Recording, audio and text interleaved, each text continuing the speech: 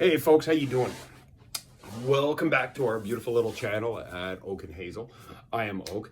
I am getting ready for our trek tomorrow. We have received a weather advisory that there's supposed to be 15 to 25 centimeters of snow between this evening and tomorrow evening. So we're trying to be prepared for everything.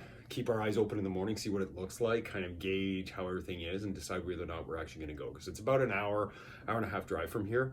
Yes, I know we are supposed to be staying at home. This is part of our mental health strategy. As a family, we've been through hell and back in the last 2 years. Can't even imagine. Some people are, oh, well, we've all been through hell. Yes, this pandemic has been hard on everybody. I've been here in this house since March. While Hazel's been an essential worker, working 3 days a week. But it's been hard being here, just me and the kids. It's not all rainbows and puppy dogs as people think. It's great to have that time, but it's also incredibly stressful, especially if you have any sort of mental health issues. So for us, getting out into the woods is a mental health strategy. It is our resilience, not just us learning to become more self-sufficient and teaching the children how to live out in the woods and our respect and our love for the wild places, but it is something that is our resilience. It's what allows us to bounce back. We feel better when we come back from there, and the smell of the campfire on our clothing is the greatest medication you can imagine. Yes, we've all been through hell this pandemic, but if you want an idea of what our lives have been like, Hazel's a cancer survivor, 4-time cancer survivor. We've been through hell and back with different things. 2019, Hazel, I came home from work early in the morning to find the kids awake and Hazel in a coma. And it was bacterial meningitis. So that was weeks upon weeks in the hospital, and then time rehabilitating at home and trying to work in a new job after having been pushed out brutally from a job I loved. So it's been tough. We need this. And the government's already said that they're not going to have cops just randomly pulling people over on the highway unless, they see large groups of people. That's more what their focus is, really. The people who are obviously in groups doing stupid stuff. So if the weather is decent enough, we will head out. That being said, I have prepared our snowshoes. They're up in the garage, along with our ice fishing sled, because we'll just pull the kids and the packs and everything. I did that last week, even in the beautiful weather. The kids still got out. The little 2-year-old, she got out and walked a little bit, and the 6-year-old, I made him get out and walk a little bit. But for the most part, I pulled them across the ice. Hazel did the same thing. So what am I doing? I'm down here in my home gym. As you see, my anatomy charts, my background as a personal trainer means that I've got a lot of this stuff around. I still do train clients remotely through virtual.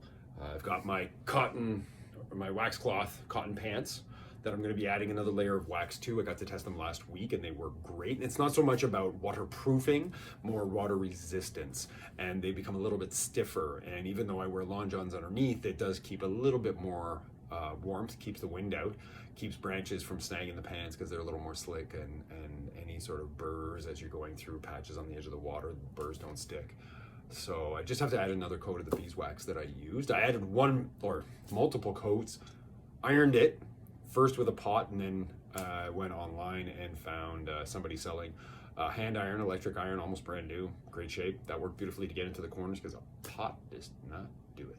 So I'm gonna add probably the third coat tonight, just around the knees, the areas that get the most wear. So apart from that, I've got my pack down here and I'm getting ready to pack everything up, and I thought, why not make a video, part of a video that I will carry through along with some footage of stuff from the site, from the shelter tomorrow morning. So what do I have here? I forgot to tell you guys about something new that I picked up. I've always wanted to get another one of these. It's been years since I've had one, and I did learn orienteering quite a while ago, and a compass. This is something I really want, and I want to be able to show my little guy how to use a compass, and eventually my little girl how to use a compass. I want them to be able to find their way anywhere they go. Hopefully they have the same sense of direction that their papa has, because it's really hard for me to get lost anywhere.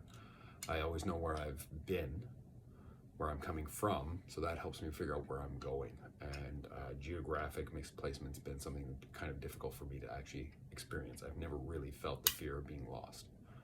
always found my way one way or another, whether it's city, but especially in the woods. So this is still helpful because it gives you an idea if you know where certain places are in reference to where you are, knowing where northeast, southwest without having to figure off the sun. If it's raining, snowing, you cannot see exactly where the sun is.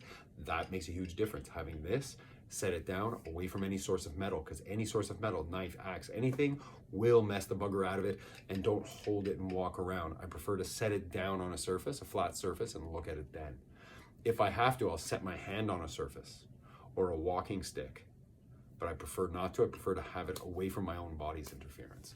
So I wrap that in a bandana that I have just to keep it kind of safe in the bag in case anything bumps it. I always try and keep everything in the same pockets. I don't like to alternate. That way you always know where to get something when you need it. So I put it in the pocket with something else I didn't tell you about, which is our first aid kit.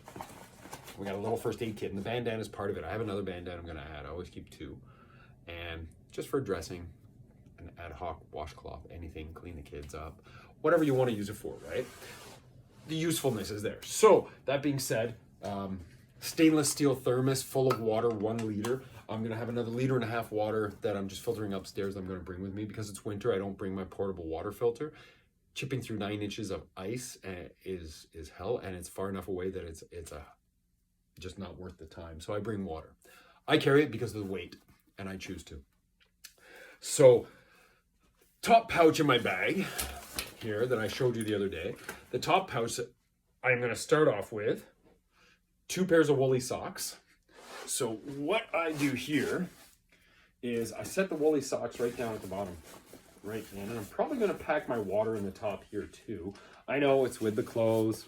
You're going, what's he doing? What's he putting there with the clothes? Because I do have something else to bring. I do have some kindling that I cut up in the garage that I want to bring with me just because of the snow. I want to make sure that I've got some dry stuff to get a fire started up there. So I also have my hoodie that I lay down in the top. Then where are they? I have 2 other things here that I've been bringing lately just to play it safe. Emergency blankets, right? This one here, yeah, heat sheets, emergency blanket. Reflects 90% of body heat, windproof, waterproof, new rapid deployment fold. And another good old-fashioned Camp One emergency camping shelter. It's essentially a shiny cloth. It's an emergency blanket. This one is 8 feet long.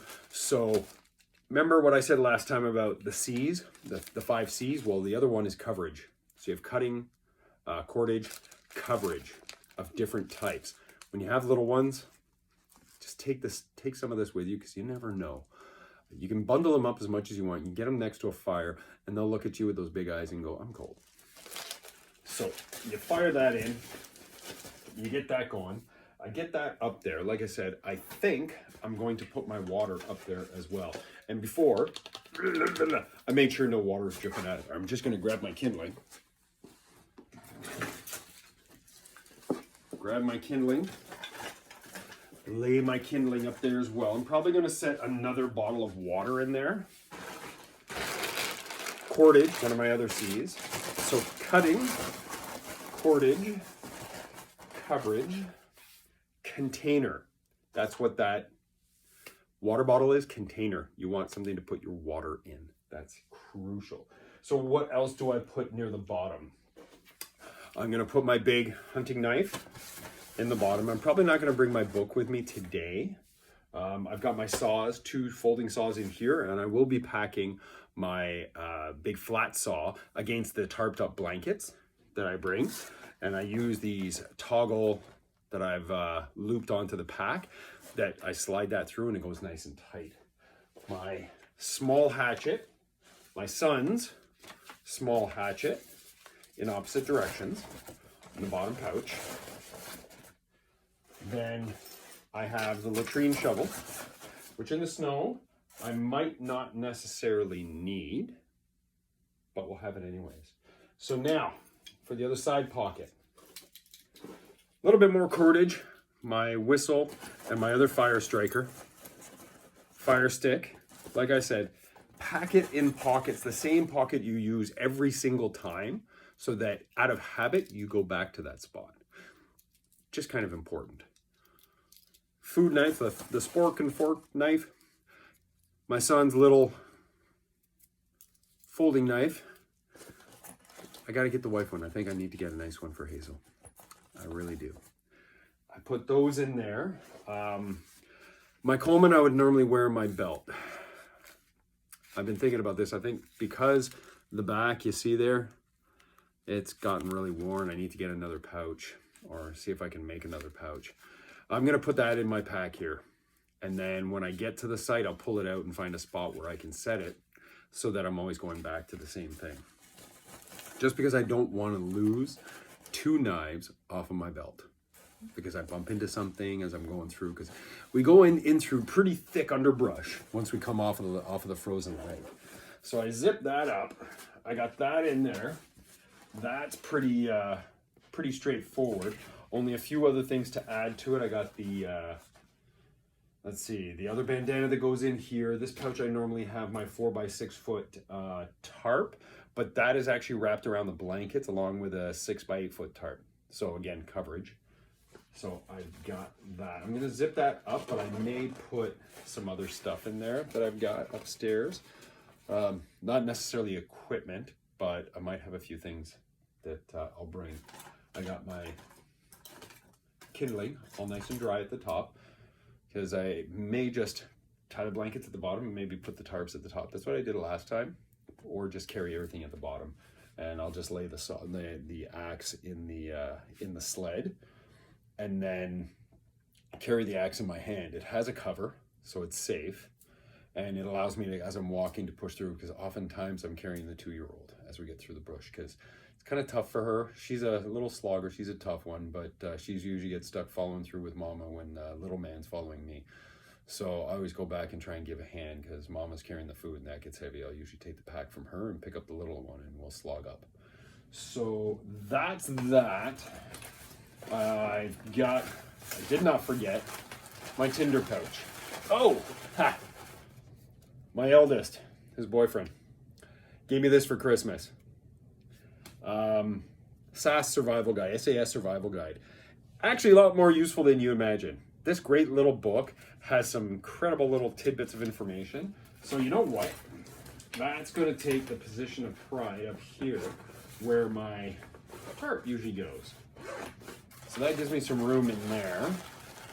I've got my Tinder pouch. I added a little bit more.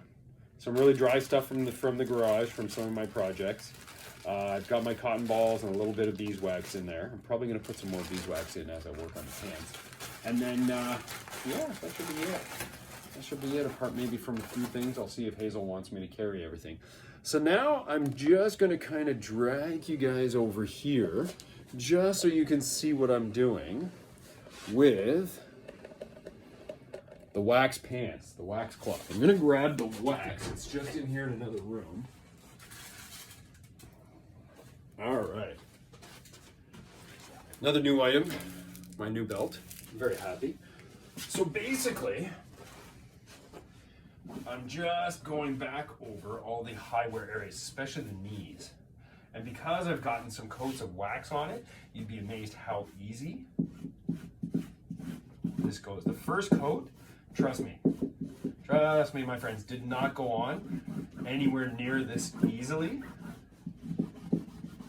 But every coat you put on just gets easier and easier, and it just slides on nice and smooth. And just gives you that extra little bit of protection, that extra little bit of coverage. And like I said, I always have long johns underneath, even when it's a little warmer, just to be safe, just to defer where some of the moisture may get through, and for warmth. And you can see it up close where it's actually applying to the fabric. And this is my knee here. So I tend to drop down onto that knee quite often, despite the fact it's my artificial knee. So that's pretty much it there. I'm going to continue with that, and I'll let you go. And you'll be hearing from us in for me, a week from now. But hopefully you've watched all the way through to the end. And I appreciate everything that you guys do. I hope you can get out there, and I hope you can participate and do something creative and crafty with your family. Take care and stay healthy and stay safe.